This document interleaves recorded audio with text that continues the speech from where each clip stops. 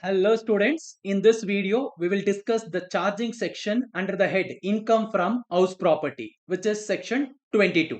Section 22 of Income Tax Act talks about the annual value of the property comprising of building or land appurtenant thereto, means the land which is attached to the building, not only land, the land which is attached to the building like garden or parking area thereto, of which assessee is the owner, is chargeable to tax under the head income from house property. And please be careful, they are not using the word rent, they are using as annual value, which we also call it as gross annual value.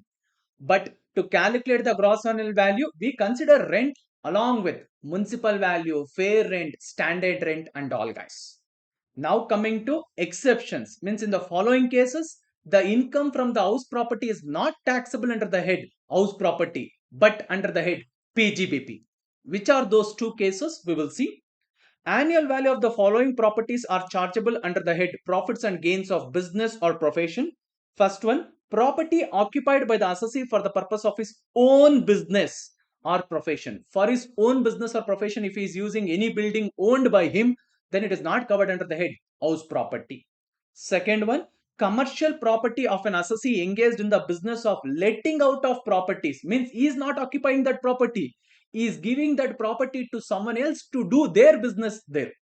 In the sense, the tenant is carrying on his business there, and the commercial property whatever the owner is letting out is in the nature of business, guys. Okay, and this is an amendment, please be careful with this. So I have also made a chart on this, guys, just have a look into it, which is very simple. Assessee engaged in the business of letting out of. If it is a commercial property, they have clearly told it is taxable under the head PGBP as per the amendment. Whereas if he is letting out residential house, even though it is in the nature of his business, still it is taxable under the head house property. Still taxable under the head house property. Yes. So I have also given some notes which I will quickly go through. This head deals with self-occupied or let-out properties for both residential or commercial use. Guys, please be careful. The word what they have used here is commercial properties.